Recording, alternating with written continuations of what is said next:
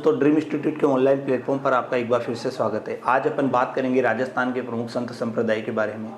तो 4 संत संप्रदाय अपन पहली क्लास में पढ़ेंगे। पहला है दादू दयाल जी, दूसरा है जाम्बो जी, तीसरा है अपने पास संत धन्ना जी और चौथे नंबर पे जो आते हैं राम सिंह संप्रदाय, जिनका फुलडोल महोत्सव मनाया जाता है शाहपुरा भीलवाड़ा में।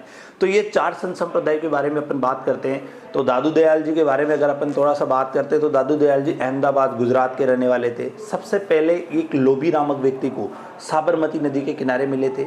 सांबर में नामक स्थान पर इन्होंने प्रथम बार अपना उपदेश देना शुरू किया था। उसके बाद ये वहाँ से निकले और आमेर पहुँच गए। फिर आमेर के बाद नारायणा जयपुर पहुँचे और नारायणा जयपुर में इन्होंने अंतिम जो सांस ली थी, यानी अंतिम जो अपने मृत्यु से पहले जो समय गुजारा था वो भी नारायणा जयपुर में गुजारा था। इन्हें राजस्थान का कबीर भी कहा जाता है। ढूंढाड़ी भाषा में इन्होंने अपनी जो ग्रंथ थे वो सब ढूंढाड़ी भाषा में लिखे थे। तो इन सब चीज़ों के बारे में अपन बात करेंगे। तो स्टार्ट करते हैं दादू दयाल जी। तो सबसे पहले दादू दयाल जी के जो अनुयायी होते हैं वो सत्यराम कहकर अभिवादन करते हैं। जो इनके जो अनुयायी होते हैं वो सत्यराम कहकर अभिवादन करते हैं। राजस्थान में जो भक्ति आंदोलन जो चलाया था वो दादू दयाल जी के द्वारा चलाया गया था। तो पहली बात अपन ने पढ़ी कि ये सत्यराम कहकर अभिवादन करते हैं इनके जो भी अनुयायी होते हैं। दूसरा, इन्होंने राजस्थान में भक्ति आंदोलन चलाया। उसके बाद आगे आ जाइए, इनका जो जन्म हुआ था वो अहमदाबाद गुजरात के अंदर हुआ।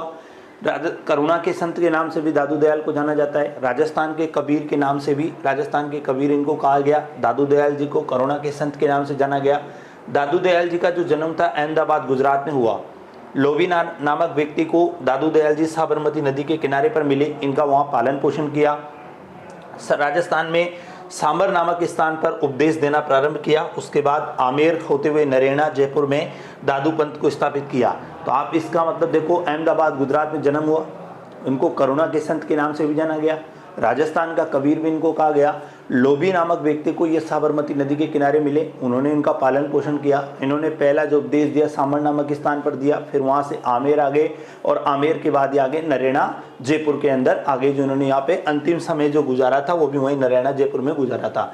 दादू दयाल का जो गुरु था ब्रह्मानंद जी इनके गुरु थे। दादू पंथ के सत्संग स्थान को अलग दरीबा कहा जाता है। जहाँ इनका जिस स्थान पर इनका सत्संग होता था तो उसको अलग दरीबा कहा जाता है। दादू दयाल जी के मंदिर नहीं होते हैं, जहाँ पे भी इनका वो स्थान होता है वहाँ मंदिर नहीं होते। वहाँ दादू वाणी, वो दादू जीरा दोहा जो होते हैं उन्हीं की स्थापना है वहाँ पे और उन्हीं की पूजा करी जाती है, उन्हीं को ही माना जाता है। तो देखो, गुरु ब्रह्मानंद जी होगी, दादू पंथ के जो सत्संग स्थल को अलग दरीबा कहते हैं। दादू जी आजीवन अविवाहित रहे एवं निर्गुण निराकार ईश्वर भक्ति पर बल दिया। अगर आपसे पूछा जाए कि दादू दयाल जी ने किस पर भक्ति पर दिया, तो दादू दयाल जी आजीवन अविवाहित रहे और निर्गुण निराकार ईश्वर भक्ति पर उन्होंने बल दिया। सन 1585 ईस्वी में इनकी मुलाकात फतेहपुर सीकरी में अकबर से हुई। दादू दयाल की 1585 ईस्वी में फतेहपुर सीकरी नामक स्थान पर अकबर से मुलाकात हुई। तो क्वेश्चन पूछा जाता है कि कब मुलाकात हुई, तो 1585 में हुई। किससे हुई, तो अकबर से हुई। कहाँ हुई, फतेहपुर सीकरी में हुई। तो ये चीज़ें भी आपको याद रखनी है। उसके बाद अगला आ जाइए, दादूपंथी मूर्ति पूजा नहीं करते हैं। इनके मंदिरों में दादू जी द्वारा रचित दादू वाणी अथवा दादू जीरा दोहा ग्रंथ की पूजा की जाती है। मैंने आपको बताया कि देखो, इनका जो सत्संग स्थल होता है उसको अलग दरीबा कहते हैं। अगर ये बात करते हैं अपन, तो यहाँ दादू जीरी वाणी जो इनकी वाणी है और दादू जीरा दोहा वहाँ रखे होते हैं और उन्हीं की स्थापना इनके मंदिरों में की गई है। किसी भी मूर्ति की स्थापना इनके मंदिरों में नहीं की गई है। इन जो दादू दयाल जी जो थे, इनमें यहाँ पे कहीं पर इनकी जो शाखाएं आएगी, तो इस जो दादू दयाल जी सत्संग से रिलेटेड है, तो इसमें ऐसा कहा जाता है कि भाई शव को जलाया नहीं जाता, शव को जानवरों के लिए खुले में छोड़ दिया जाता है। तो कुछ अलग प्रकार की परंपरा भी आपको इसमें देखने को मिलेगी। दादू जी ने ढूंढाड़ी भाषा में अपने उपदेश दिए। दादू जी के कुल 152 शिष्य थे, जिनमें 52 मुख्य 152 थे, जिनमें से 52 मुख्य थे, जिनमें 52 स्तंभ कहा जाता है, जिसमें 4 प्रमुख शिष्य थे। टोटल 152 शिष्य थे। उनमें से नॉर्मल अगर बात करते तो 52 मुख्य थे, 52 स्तंभ कहा जाता है, जिनमें 4 प्रमुख शिष्य थे, रज्जब जी, गरीबदास जी, मिस्किन दास जी और सुंदरदास जी। और एक बार एग्जाम में पूछा गया है कि माधोदास जी का संबंध किससे है, तो माधोदास जी का जो संबंध था वो भी दादू पंथ से था। लेकिन 4 सबसे, गरीबदास जी, सुंदरदास जी, मिस्किन दास जी, और ये चारों के चारों, सुंदरदास जी, रज्जब जी, गरीबदास जी, मिस्किन दास जी, ये चारों के चारों सबसे मुख्य शिष्य थे। लेकिन इनमें एक, अगर आपसे पूछा जाए कि माधोदास जी का संबंध किससे था, तो वो भी किससे था, दादू दयाल जी से। दादू दयाल जी के शिष्य को 52 स्तंभ के नाम से जाना जाता है। रज्जब जी आजीवन दूल्हे के वेश में रहे। 4 शिष्य थे, गरीबदास जी आपने पढ़ा, रज्जब जी पढ़ा, मिस्किन दास जी पढ़ा और सुंदरदास जी पढ़ा। तो इन चारों में जो रज्जब जी थे वो पूरे जीवन काल दूल्हे के आजीवन काल को क्या दूल्हे के वेश में रहे थे। तो ये भी आप रखना है। अगला आपसे पूछा जाए माधोदास जी का संबंध किससे, तो माधोदास जी का संबंध भी दादू दयाल जी से है। उसके बाद आगे देखिए, दादू दयाल की 5 प्रमुख पीठें थी। नरेना जयपुर में प्रमुख गद्दी अधिकतम समय यहीं गुजारा था। कल्याणपुर हो गया, आमेर जयपुर हो गया, सांबर जयपुर हो गया और भेराना जयपुर हो गया। जो इनका भेराना वाला जो स्थान था, यहाँ पे 100 को खुले में रखा जाता है। तो 5 शाखाएं, अगर आपसे पूछे जाए कि कितनी पीठ प्रमुख है, तो 5 प्रमुख पीठ है। पहला नारायणा जयपुर में, दूसरा कल्याणपुर में, तीसरा आमेर जयपुर में, चौथा सांबर जयपुर में और 5वां जो है भेराना जयपुर में। तो आपको देखो 3 तो आपको याद हो ही गया। सांबर नामक स्थान पर इन्होंने पहला उपदेश दिया, फिर उसके बाद कल्याणपुर आगे, कल्याणपुर से नरेना आगे। तो तीनों तो आपको पता हो ही गया। 2 याद करने हैं आपको, तो 2 इनमें से बचा कौन कौन सा, एक तो बचा कल्याणपुर और एक बचा भेराना। तो भेराना नामक स्थान पर तो इन्होंने 100 को मतलब जो मरा हुआ जो 100 था उसको खुले में छोड़ देते जानवरों के भोजन के लिए। उसके बाद आगे आ जाइए, दादू दयाल के प्रमुख साधु एवं उनकी शाखाएं, जो प्रमुख इनकी जो साधु है उनके बारे में देखते हैं। सबसे पहला आ गया खालसा। तो ये प्रधान पीठ, अगर आपसे पूछा जाए कि साको जो खालसा प्रधान पीठ थी, अगर इनके प्रधान पीठ पूछे तो कहाँ है, खालसा। खालसा वाला जो प्रमुख साधु था वो खालसा प्रधान पीठ थे। उत्तरादे, उत्तर भारत में प्रचार करने वाले जो थे शिष्य थे उसे उत्तरादे कहा जाता है। विरक्त, रंगते फिरते ग्रस्तों में उपदेश देने वाले को विरक्त कहा जाता है। खाकी, गेरुआ वस्त्रों को धारण करने वाले, खाकी जो होते हैं गेरुआ वस्त्रों को, जो गेरुई रंग के जो वस्त्र होते हैं उनको धारण करने वालों को खाकी कहा जाता है। प्रधान पीठ कौन से, खालसा वाले प्रधान पीठ है। नागा, बश्य एवं दूली रमा कर रहने वाले व्यक्ति, ये बश्य एवं धूल में रहने वाले जो व्यक्ति होते हैं उनको ही लगा के रहने वाले जो व्यक्ति होते हैं।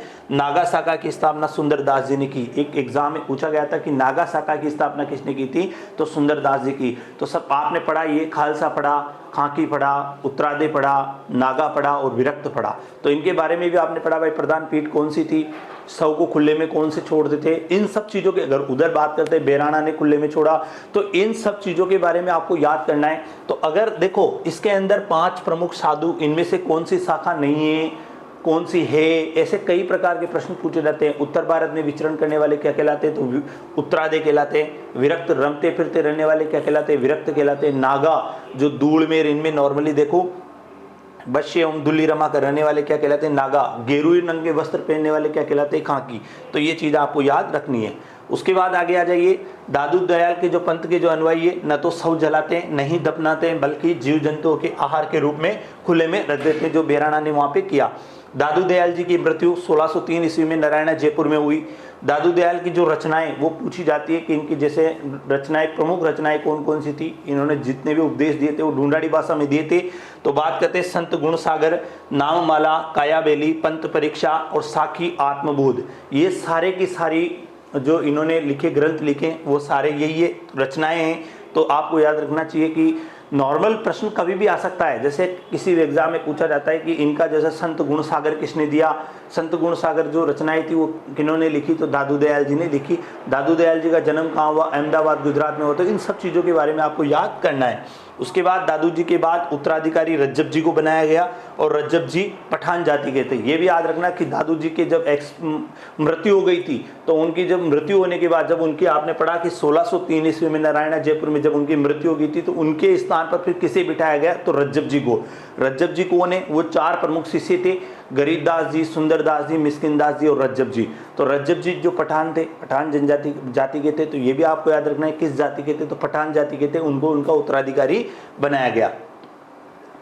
फिर उसके बाद अब आप देखिए, सबसे पहले अगर अपन बात करते हैं कि दादू दयाल के बारे में, तो दादू दयाल का जन्म अहमदाबाद गुजरात में हुआ।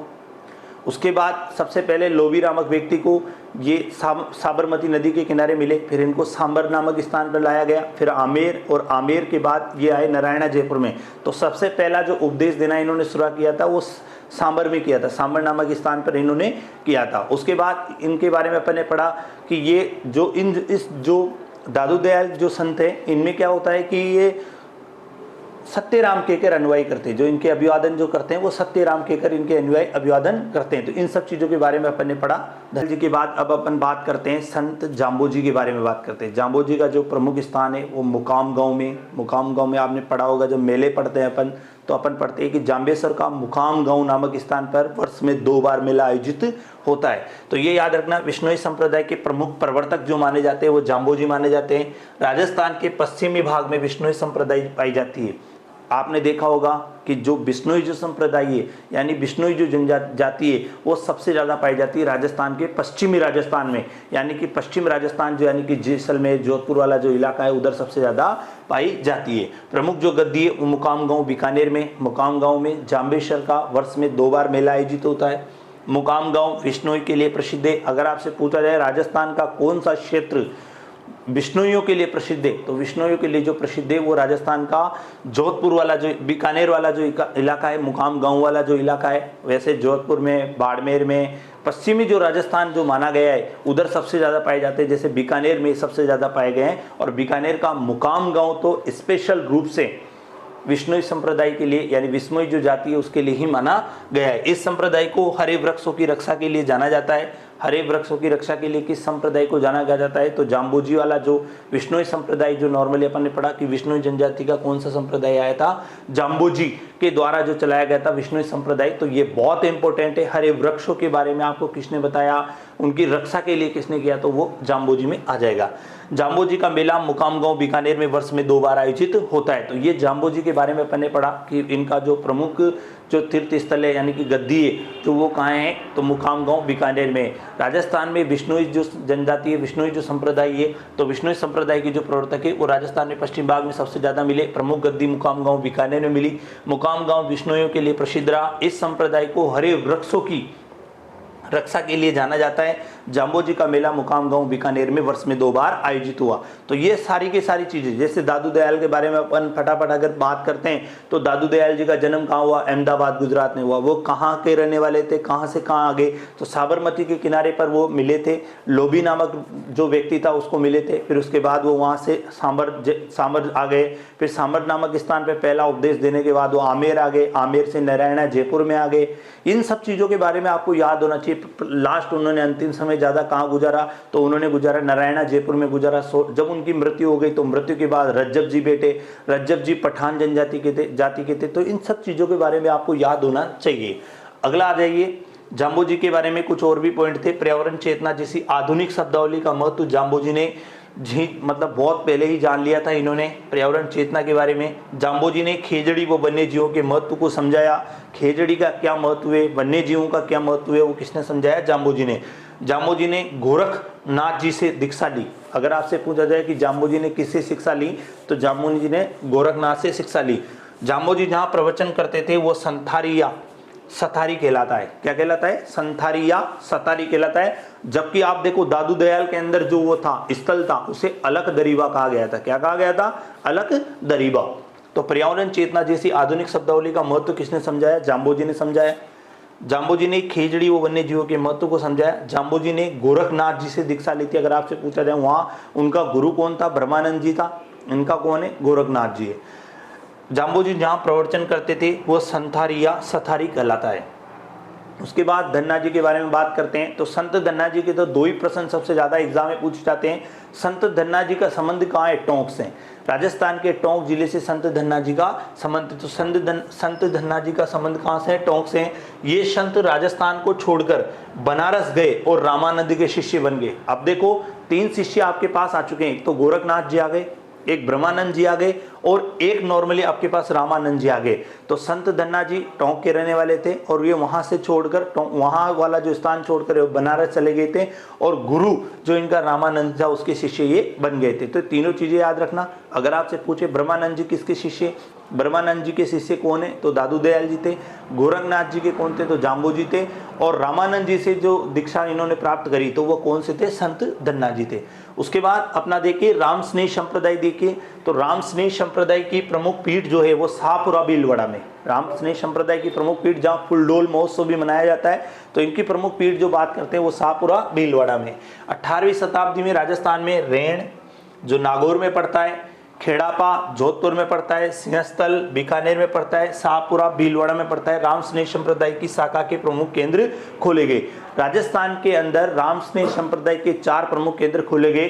तो सबसे पहले देखो, राम स्नेह संप्रदाय की जो प्रधान पीठ थी वो शाहपुरा भीलवाड़ा थी। जैसे दादू दयाल जी की अपन ने बात करी तो नारायणा जयपुर में थी जो प्रधान पीठ थी। उसके बाद जाम्बो जी की बात करते तो मुकाम गांव बीकानेर में, धन्ना जी की बात करते तो टोंक के अंदर थी। फिर बाद में वो वहां से छोड़कर बनारस चले गए जो रामानंद के शिष्य बन गए थे।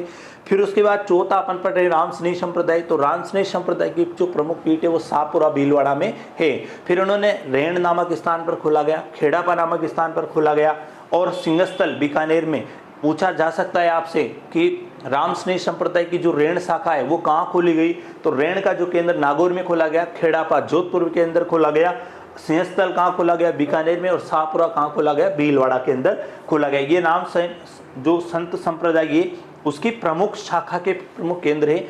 4 अपन ने पढ़े, रेण पढ़ा, खेड़ापा पढ़ा, सिंहस्थल पढ़ा और शाहपुरा पढ़ा। शाहपुरा भीलवाड़ा में पढ़ा, सिंहस्थल बीकानेर में पढ़ा, रेण वाला अपन ने पढ़ा नागौर के अंदर, और खेड़ापा अपन ने पढ़ा जोधपुर के अंदर। उसके बाद आगे बताइए, सिंहस्थल जो शाखा का प्रवर्तक था जो बीकानेर के अंदर थी, उसका जो प्रवर्तक था वो हरि रामदास जी थे। अगर आपसे हर शाखा का प्रवर्तक पूछे तो आपको याद होना चाहिए। तो सिंहस्थल जो शाखा का प्रवर्तक था वो हरि रामदास जी थे। खेड़ापा का पूछे तो संत रामदास जी थे। रेण का पूछे तो संत दरियाव जी थे। और शाहपुरा का पूछे तो रामचरण जी थे। 4 शाखाएं पढ़ी, और चारों शाखाओं के कौन कौन से प्रमुख प्रवर्तक थे उनके बारे में भी अपन ने पढ़ा। तो सबसे पहला अपन ने पढ़ा सिंहस्थल जिसका हरि रामदास जी था, खेड़ापा का संत रामदास जी था, रेण शाखा का संत दरियाव जी था, और शाहपुरा का रामचरण जी था। संत दरियाव जी का संबंध राम स्नेह संप्रदाय से है। कई बार एग्जाम में आया हुआ है कि संत दरियाव जी का, जैसे वहां पे आया था दादू दयाल में माधोदास, जबकि आपने 4 उनके संत शिष्य पढ़े थे, रज्जब जी पढ़ा था, गरीबदास जी पढ़ा था, सुंदरदास जी पढ़ा था, और मिस्किन दास जी पढ़ा था। लेकिन वहां प्रश्न पूछा गया था कि माधोदास जी का संबंध किससे था, तो वहां था दादू दयाल जी से। यहाँ आपसे पूछ रहा है वो कि नॉर्मल राम स्नेह संप्रदाय में जो थे संत दरियाव जी का संबंध किससे था, राम स्नेह संप्रदाय। लेकिन देखो यहाँ पे दरियाव जी का नाम आया है, दरियाव जी का नाम किससे आया है, जो उनकी रेण शाखा थी उससे दरियाव जी का नाम आया है। तो कभी उससे भी पूछा जा सकता है, आपसे पूछा जाता है गरीबदास जी, सुंदरदास जी और रज्जब जी का संबंध कौन से संत संप्रदाय से रहा है, तो वो आ जाएगा वहां पे भी आपका दादू दयाल जी वाले से रहा है। तो ये चीज आपको याद रखनी ही पड़ेगी। संत दरियाव जी का संबंध राम स्नेह संप्रदाय से है। राम स्नेह संप्रदाय अपना फुलडोल महोत्सव शाहपुरा भीलवाड़ा में मनाते हैं। तो फुलडोल महोत्सव कहाँ मनाया जाता है, शाहपुरा भीलवाड़ा। शाहपुरा भीलवाड़ा में किसकी शाखा है, तो राम स्नेह संप्रदाय की। राम स्नेह संप्रदाय की कितनी शाखाएं, तो 4 है। कौन कौन सी है, रेण है जो नागौर में, खेड़ापा जोधपुर के अंदर है, सिंहस्थल बीकानेर में, शाहपुरा भीलवाड़ा में। शाहपुरा का कौन था, रामचरण जी थे। रेण के कौन है, दरियाव जी है। तो ये आपको याद रखने पड़ेंगे चारों शाखा, और चारों शाखा के प्रवर्तक आप